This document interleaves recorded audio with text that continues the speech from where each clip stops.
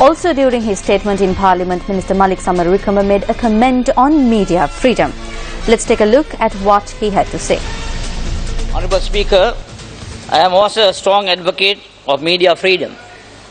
However, the media should not abuse that freedom. Before allegations are made against politicians, whichever side they are on, or public officers, or even the businessmen, the media should obtain their explanations and clarifications before publishing damaging and incorrect articles. Joining us on Frontline this evening is a senior journalist and political commentator, Faraz Shaukatali. Good evening, Faraz. Hello, good evening. Getting to the point straight away. Now, when the media reports on issues surrounding lack of transparency and dealings of foreign lobby groups, by what measures can it be considered an abuse of media freedom?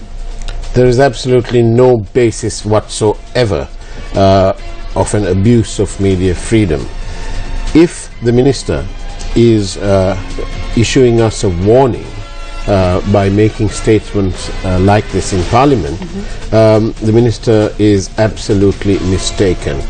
There is no question. We, the media, and especially this network, we understand what media freedom is all about. And we also understand that there is no desire and there is no need to abuse media freedom. However, when the government does something wrong, this media, all media, any media, have an absolute right, and they must exercise that right and report on those matters. The minister may be making a veiled threat, he may be. However, he cannot make such threats and expect the media to bow down. We have been stoned, we have been bombed, we have been shot at, we have been attacked, our presses have been sealed. It doesn't mean that we are going to bow down to it. If this government thinks, and if the minister thinks, that they have done a big miracle in establishing media freedom, they are mistaken. The freedom of speech is a fundamental right. It is our constitutional right. And that is the right that we are enjoying today. But it doesn't mean that we are going to not report on the wrongdoings of government. That's right. Okay.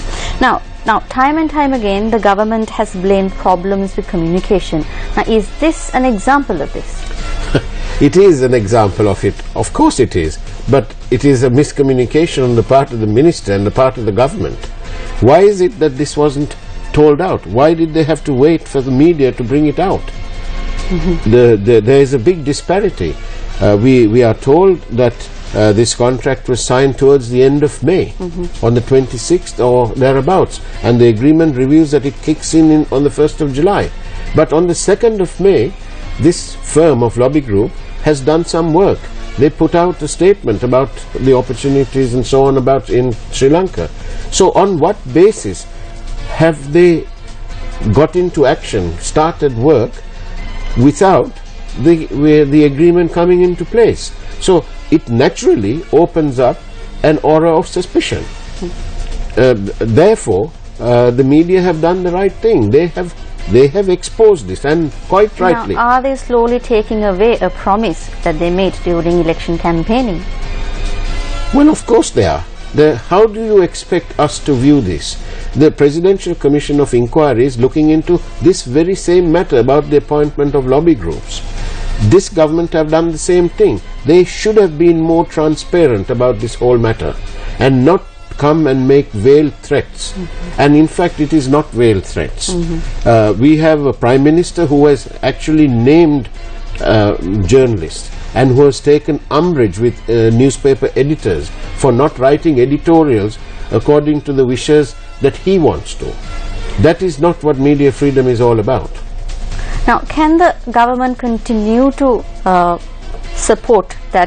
continue to maintain that they support media freedom when its members are in fact levelling the so-called veiled threats?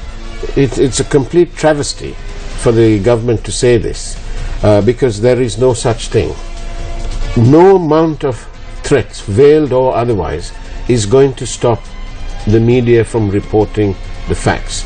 The people of this country need to be informed, and any media should and must and will report on the wrongdoings and failures of government. It is absolutely clear, any media that is worth its salt will not bow down and will not cow down. I need a short answer for this. How should this be resolved for us? It should be resolved by the minister apologizing for giving these sort of incorrect statements, and to come clean and to give us all the details on how this contract was entered into. Why is there such a gap in the dates, for example? We need some clean answers, because otherwise the media will be forced to dig into it and report further on these matters. We do not take warnings, however veiled or otherwise, Which means lightly. you are asking for transparency. That is all. We elected this government on a bandwagon of good governance and of promises to be transparent and an equitable playing field for all. The media is part of that all.